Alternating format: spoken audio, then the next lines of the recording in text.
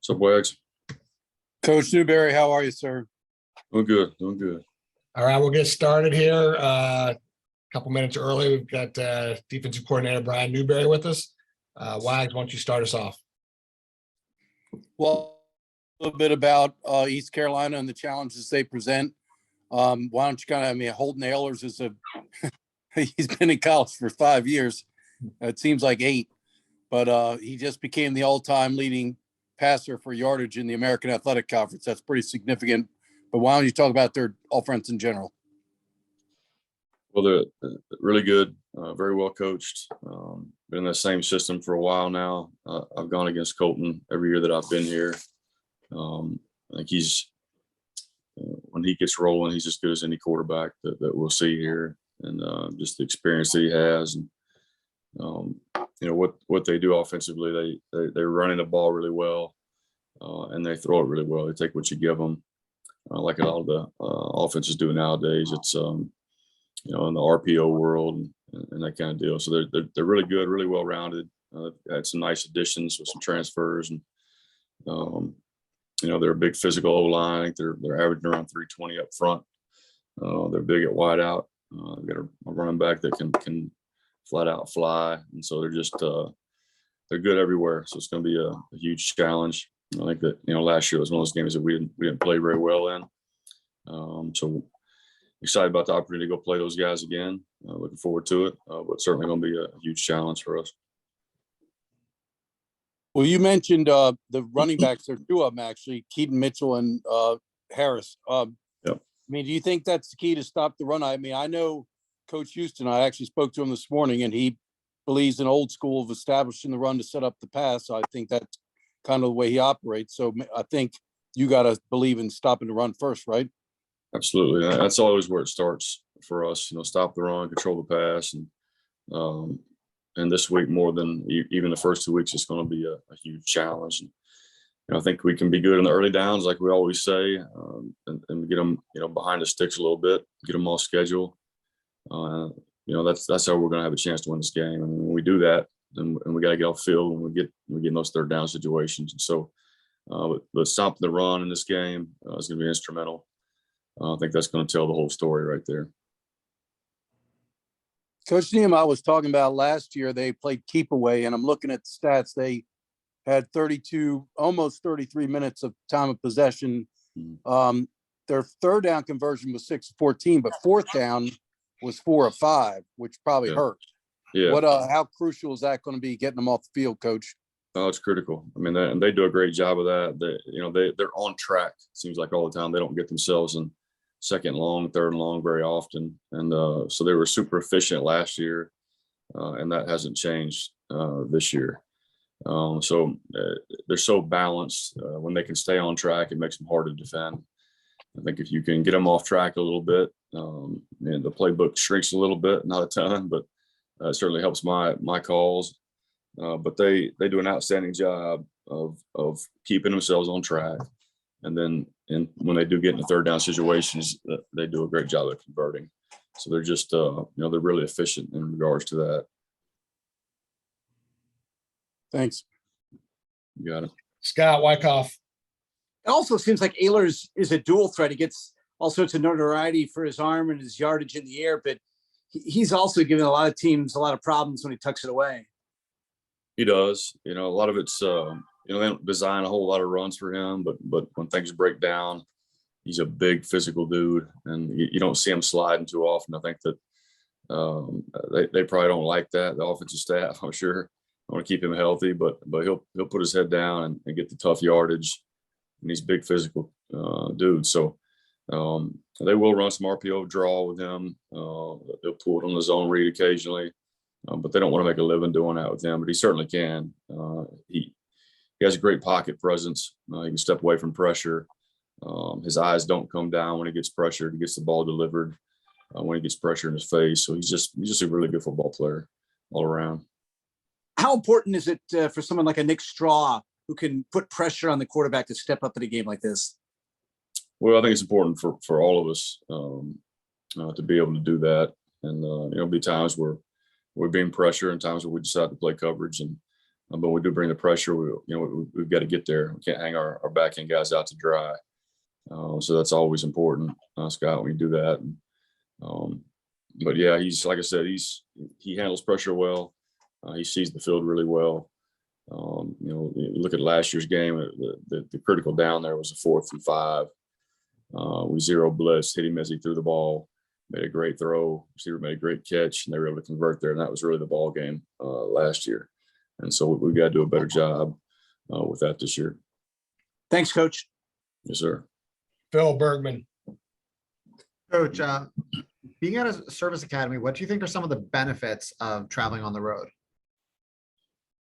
When you have a 6 o'clock game, which I think we play at 6, right? Yeah. Yeah. And, our kids get to go Friday, get to rest a little bit in the hotel, get off their feet. Just it's changes scenery for those guys. And I think it's a little more focused when you're on the road like that. You're in a hotel, you're all together. It's a business trip. We get to relax a little bit at the same time, get a little extra time with our guys. So, toward the latter half of the year, I think we played well on the road. And I know our guys are anxious to get back on the field. We've all got that kind of that bad taste in our mouth from the last time out. So anxious to go get that out of our system. But always enjoy going on the road. I know he's not a captain, but the positivity out of Nick Straw, just how contagious is that on the playing field? Well, Nick's one of those guys that plays with a great motor. I think he comes to work every day at practice. And I think that's where he's such a great leader for us, just how he conducts himself and the way he practices every day. And he's the model of consistency and has the kind of work ethic that you really appreciate as a coach. And he's one of those guys that's always locked in. And he's not a captain, like you said, but he might as well be because guys listen to him and they respect him. I can't fully describe it, but talking to Nick now, you can see a growth in the understanding of this defense and the nuances that you're teaching. How pleased are you that these seniors are fully grasping all the nuances of your defense? Very pleased. They've been in the system now for a long time, and they should be to that point. I think they're all more comfortable with what we're doing. And, we talked about the different dimensions, of playing defense here, and we got a lot more 3rd and 4th dimensional type players now that have been here a long time. And look at a guy like Biscuit, in his junior year, just how much further ahead he is than just he was a year ago. And so we got a lot of guys like that mixed in with a lot of young guys that are still learning and growing in the process. So, but really pleased with Nick and John Marshall in particular and how they've progressed and their overall understanding and grasp of not just what they're doing, but what's going on around them. Thank you. Pete Medhurst. Brian, the move to Cromwell to defensive tackle, has that paid off the way you and the staff had expected it to? I think so. Yeah, he's a big, sturdy dude there at defensive tackle, and you're always trying to get your best players on the field. Obviously, him and Biscuit were splitting reps at nose last year, and I think Biscuit's playing at a really high level right now. So I think it turned out to be even a better move than I thought, initially. And but you have those two guys inside, and it's hard to run the ball in there. Those guys are both playing really well. To that extent, it's opened up an opportunity for Nolan to give you the reserve minutes at nose guard. Thoughts on the way he's played through the first 2 games? Really pleased with Nolan. Matter of fact, we're playing him at both nose and tackle. He's learned both. He's really smart. The guy he's a strong, sturdy guy on the inside, plays extremely hard, does everything we ask him to do. So I've been, I had high expectations for coming into the season, but been really, really pleased. He's lived up to everything that I hoped he would so far this season. Conceptually, what is it about East Carolina's run concepts? I mean, I know, quite frankly, it could be just the talent of the guys that run the football, but what is it about their run concepts that allow them to be so successful at what they're doing? Yeah, well, I don't think it's what they do necessarily. It's how they do it. They're running a lot of the same plays that everybody else in the country runs. They've got good players blocking, good players running the ball and throwing it and catching it. So, and they're really physical and they play hard. And that's kind of been the head coach's MO there. They want to be a physical football team that establishes the run game, and they take pride in it. And it's not that they do a lot of unique things necessarily on offense, but they just do it really well. Thank you, sir. Jay, do you have any questions? I'm all set, Scott. Thanks. Okay. All right, we'll make another trip around. Wags. So, in terms of last week and kind of getting some things fixed, what it was the focus for the pass defense? Well, the communication is always a big coaching point there. Our alignments and our keys, some depth our depth in our alignments, making sure we understand. If we're a deep defender, we're deeper than the deepest in our zones, things that you kind of take for granted or you assume that they know, but just getting the little things corrected here and there. Some nuances of what we do with our coverages and just get repetitions of getting better at what we do and making sure everybody understands, where their help is in coverage. It's obviously very important. It's part of being a two-dimensional player, as we talk about, and just making sure our guys understand. We're going to be able to defend the run well.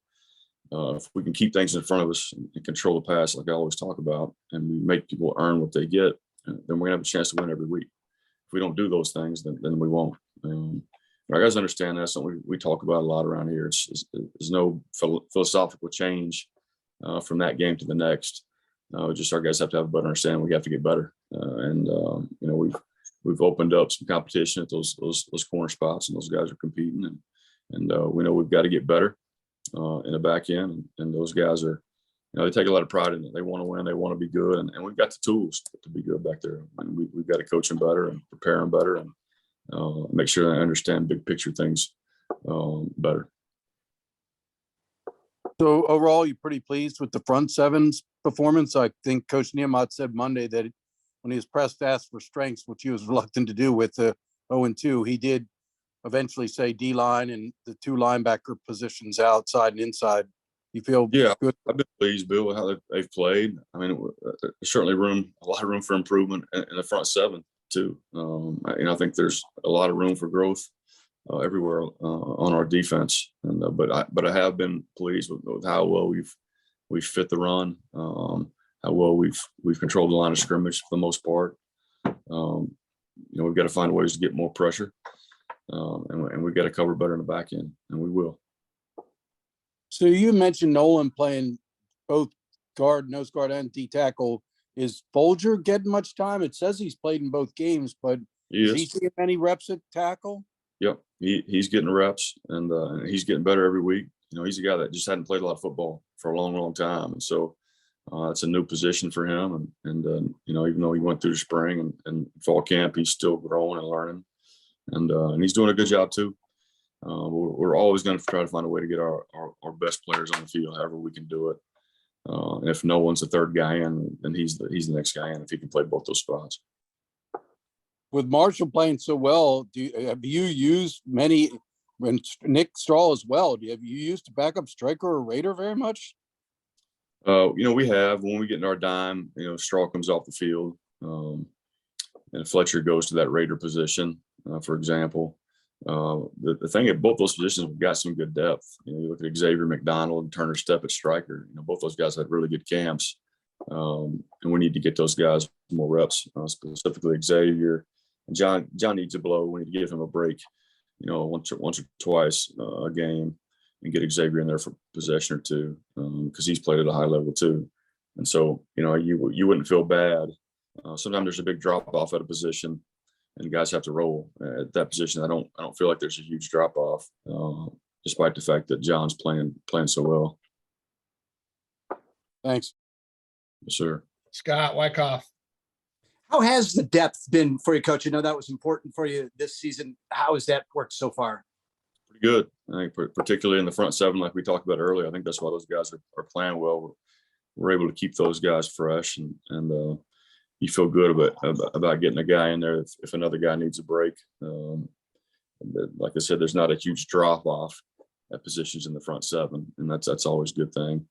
You don't feel quite the same way in the secondary. We're still creating depth back there. Those in the back end, those guys, it's all about being able to trust you, that you know what you're doing. You're going to keep things in front of you, and those guys make mistakes. you can strike up the band, right? You know, the front seven makes a mistake. It's not necessarily the case. And so, but yeah, we got to keep establishing depth, keep developing our depth. And that's going to pay off as the season progresses. Thanks and good luck Saturday. Thanks, Scott. Appreciate it.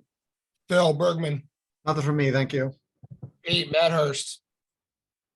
Brian Holton Ahlers played 45 football games, 40 of them as a starter in a row at East Carolina. It's kind of an outlier in the sport now, but each year he's made incremental improvements. And maybe the most important last year was the leadership quality. You could see that really developing from him. But as you watch him as a player, why does he help make that motor run as well as he does?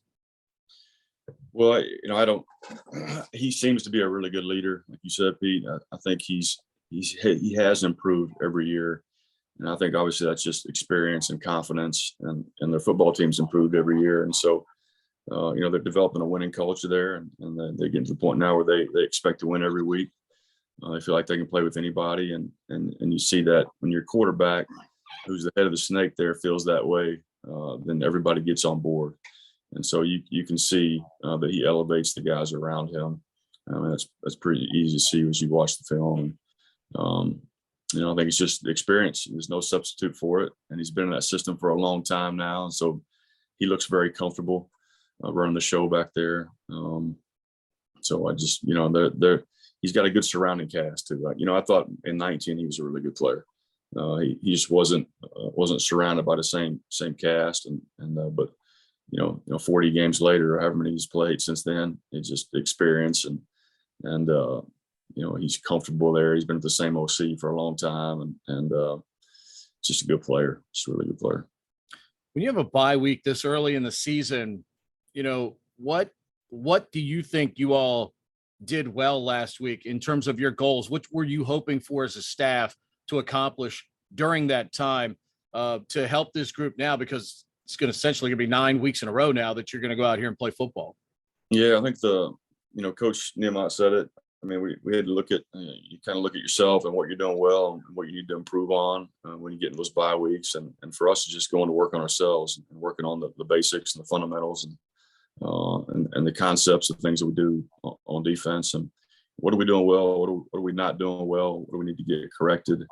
We just went to work, got a ton of reps, and feel good about the week that we had last week. And I think, it's as bad as it is to have a bye week after a loss.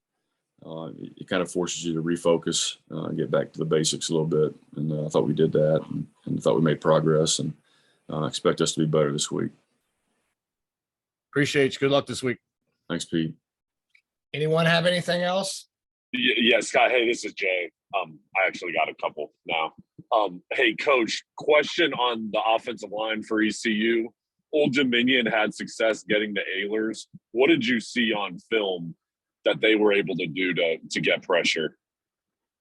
Well, I think Old Dominion has some pretty good players up front, and they're pretty multiple at the fronts and some of the things that they did. I thought the O-line handled them pretty decent, though.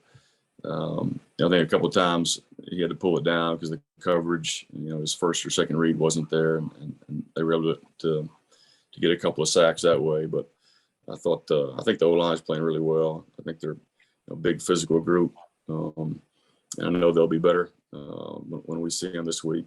Some new guys there, but some returning experience there as well. So again, those guys just have been together, been in the same system. They're as big and as physical of an O-line that we've seen in a while. Yeah.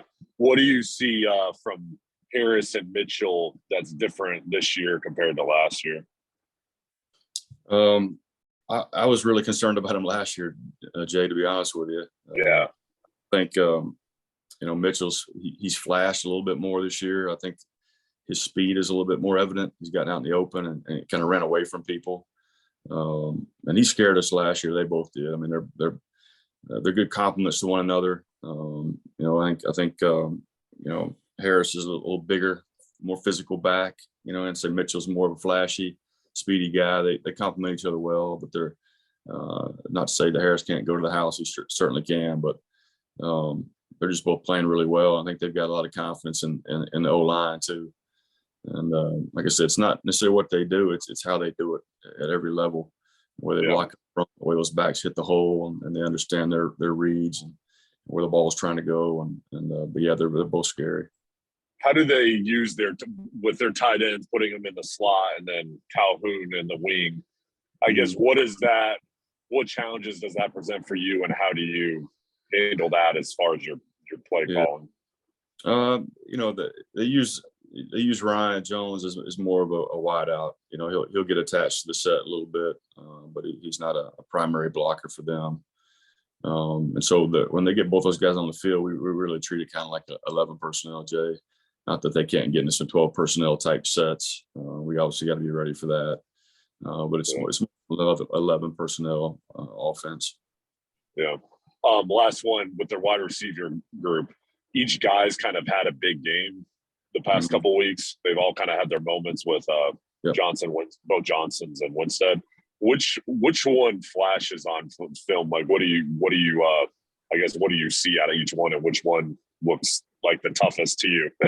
Yeah, like you said, they've all flashed, and we've played against CJ, for it seems 4 years now too. But in the transfer, Winstead's been a nice addition to their offense, and they'll put him in the boundary when they go 3-by-1, like to get him the ball. I guess he's been the most productive receiver, but they're all really good. He's been the most productive. I'd say Jalen might be the fastest. And the CJ's a big body out there too. So they're all good players. So it's hard to get locked in on one of them. Yeah. All, like you said, had good games, and they're all been productive, and all have the ability to beat you. And so it's kind of pick your poison a little bit with those guys. Did the defenses do anything to enable someone else to have a big day? Like, were they covering, CJ, and that's why Winstead got open, or could you see any tendencies on that? Yeah, I think, Jay, that they take what you give them. So if they're going to get 3-by-1, you're going to leave the guy on the backside 1-on-1, and that's typically where they're probably going to go with football. If you play 2-over-1, and they're going to work the field a little bit more. So I think it's just a product of people, or them taking what people give them. People done different things. You see man coverage, you see zone coverage, and like I said, they do a good job of identifying the coverages and what they're getting, and putting the ball. They don't force anything. Jay, they take what you give them in the run game and pass game. I think, like I said earlier, they do a phenomenal job there. OC is an excellent coach. Great. Thank you, Coach, so much for your time. Thanks, Jay. All right. Anyone have anything else? All right. Thanks a lot, Coach. Thanks, guys.